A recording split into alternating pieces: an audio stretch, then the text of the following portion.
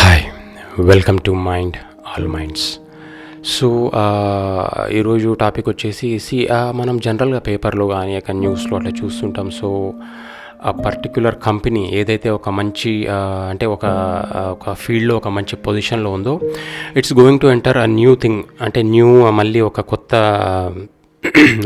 ఫీల్డ్లో అంటే ఎంట్రీ అవుతుంది అట్లాంటివి. సో అట్లాంటిది నాకు ఏమనిపిస్తుంది అంటే, ఇప్పుడు ఒక దాంట్లో అంటే ఒక కేటగిరీలో that companies is very leading company అనుకోవాలి.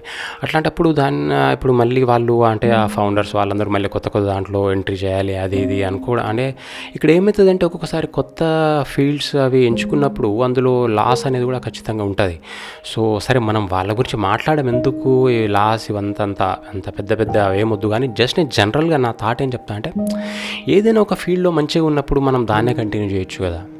సరే, దానికి రిలేటెడ్గా ఇప్పుడు స్వీట్స్ అనే ఫీల్డ్ అనేది ఒకటి ఉందనుకుందాము. అందులో ఒక బ్రాండ్ కానీ ఒక కంపెనీ కానీ ఒక మంచి పేరు తెచ్చుకుంది. సో దానికి రిలేటెడ్గా ఇంకొన్ని స్వీట్స్ దాన్ని ఎక్స్టెండ్ చేయడము, లేకుంటే ఇంకేదైనా ఐటమ్స్ దాన్ని యాడ్ చేయడం, వాళ్ళ మెన్యూలో అంటే వాళ్ళ రేంజ్లో ఒక రేంజ్ ఆఫ్ ప్రోడక్ట్స్లో పెంచడము ఉండొచ్చు. బట్ ఇప్పుడు ఆ స్వీట్ కంపెనీ పోయి సడన్గా ఇంకోటి ఏదో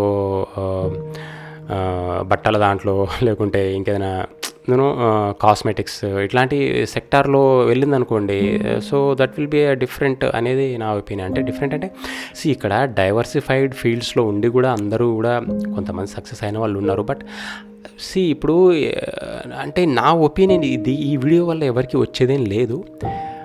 బట్ ఉన్నదాన్ని పర్ఫెక్ట్ చేసుకొని అక్కడ ఉన్న ఎంప్లాయీస్కి కావచ్చు, లేకుంటే ఉన్నదాన్ని ఇంకా పర్ఫెక్ట్గా నీట్గా, అంటే ఒక సాఫిస్టికేటెడ్గా నీట్గా అందులో కూడా ఒక కంప్లైంట్ లేకుండా ఉన్నదాన్ని చేసుకోవచ్చు కదా నీట్గా ఉన్న ఫీల్డ్లో.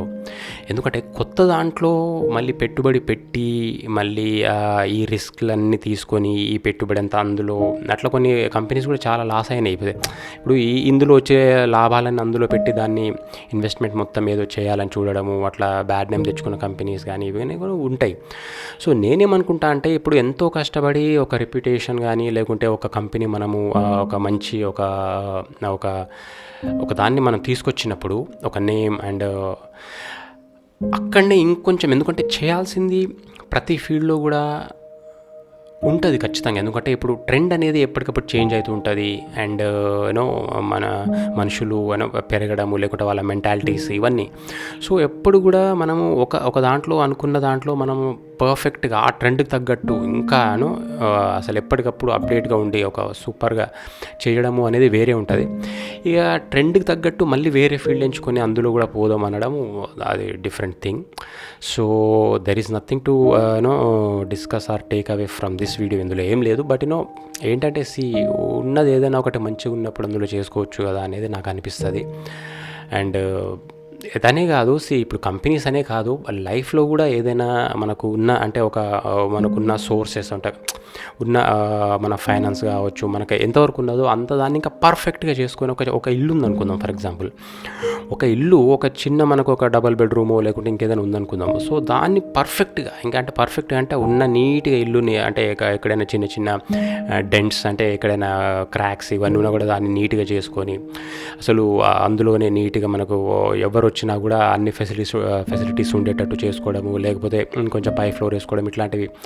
సో అది వదిలేసి ఇంకొక ఇల్లు ఇంకో చోట తీసుకుందాము, లేకుంటే ఇంకో చోట ల్యాండ్ తీసుకుందాము. సో ఇవన్నీ ఏంటంటే ఉన్నదాన్ని పర్ఫెక్ట్ చేసుకోక, ఇప్పుడు అంటే ఉన్న లైఫ్ని అల్టిమేట్గా ఏంటంటే మన ఉన్న లైఫ్ని మనము మంచిగా చేసుకోక ఇంకేదో చేయాలని అసంతృప్తి ఏదైతే ఉందో అదే ఇవన్నీ చేయడానికి మూలం అనేది what I mean to say finally అదనమాట. సో ఇక్కడ ఏంటంటే ఉన్నదాంతో తృప్తి లేక ఇంకేదో చేయాలి, ఇంకేదో ఉన్నది ఒకదాన్ని కంప్లీట్గా A to Z. ఇప్పుడు మన బాడీ ఉంది, అసలు మన బాడీలో ఎక్కడ ఏముంది, ఏంది, ఎక్కడ లోపం ఉందని చూసుకోకుండా ఇంకేదో చేయాలనుకోవడము, ఇట్స్